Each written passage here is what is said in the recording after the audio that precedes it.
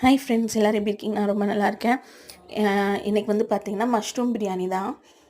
நல்லா தாராளமாக எண்ணெய் ஊற்றிட்டு அந்த பேஸ் ஃபுல்லாமே நனைஞ்சிடணும் எண்ணெயிலேயே. அதுக்கப்புறம் பார்த்திங்கன்னா பட்டை, சோம்பு, கிராம்பு எல்லாமே மசாலா எவ்வளோ சாப்பிடுவீங்களோ அதுக்கேற்ற மாதிரி ஆட் பண்ணிக்கோங்க. நான் மசாலா கம்மியாக தான் எடுத்திருக்கேன்.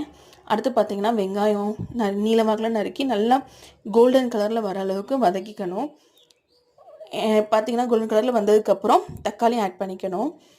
நான் தக்காளியும் நீல வாக்கில் நம்ம நறுக்கியிருக்கேன். நறுக்கி அதுவும் நல்லா வதங்கணும். வதங்கினதுக்கப்புறம் பார்த்திங்கன்னா நான் வந்து இதில் பட்டாணி எக்ஸ்ட்ரா ஆட் பண்ணியிருக்கேன். என்னென்ன பிரியாணி பண்ணுறோமோ அதில் பட்டாணி போடும்போது கொஞ்சம் டேஸ்ட்டாக இருக்கும். சும்மா ஒரு 10-15 பட்டாணி ஓரளவுக்கு பச்சை பட்டாணி ஆட் பண்ணியிருக்கேன் நான். வேணால் காஞ்ச பட்டாணி நீங்கள் வந்து ஊற வச்சு ஆட் பண்ணிக்கலாம். ஆனால் பச்சை பட்டாணி ஆட் பண்ணும்போது தான் டேஸ்ட் இன்னும் நல்லாயிருக்கும் காஞ்ச பட்டாணியோட. ஆட் பண்ணிட்டு அடுத்து பார்த்திங்கன்னா மசாலாக்கள் போடணும்.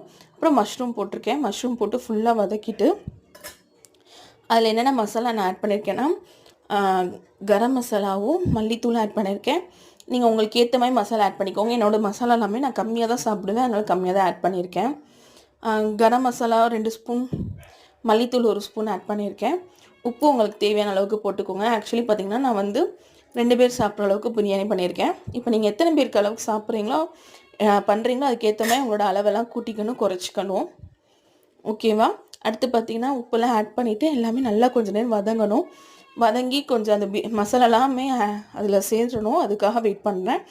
அடுத்து பார்த்திங்கன்னா அரிசி வந்து கழுவி எடுத்து வச்சுருக்கேன். போட்டு அதையும் போட்டு லைட்டாக ஒரு பரட்டிட்டு நெக்ஸ்ட் நம்ம வந்து தண்ணி அதுக்கேற்ற அளவுக்கு ஊற்றிக்கிட்டால் போதும். நான் வந்து ஒரு டம்ளர் அரிசி வச்சே 3 டம்ளர் தண்ணி ஊற்றிருக்கேன். நீங்கள் இது வந்து பிரியாணி மசாலா போட்டிருக்கீங்கல்ல, ஆக்சுவலி மஷ்ரூம் பிரியாணி வந்து பார்த்திங்கன்னா சீரக சம்பா அரிசியில் பண்ணால் செம்ம டேஸ்ட்டாக இருக்கும்.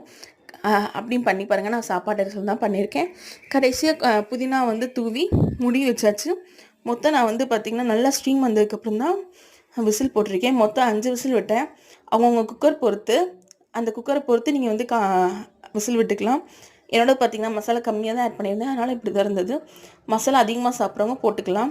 அவ்வளோதான் ஃப்ரெண்ட்ஸ். பிடிச்சிருந்தா கண்டிப்பாக சேனலை சப்போர்ட் பண்ணுங்கள். மறக்காமல் சப்ஸ்கிரைப் பண்ணிடுங்க. டாட்டா.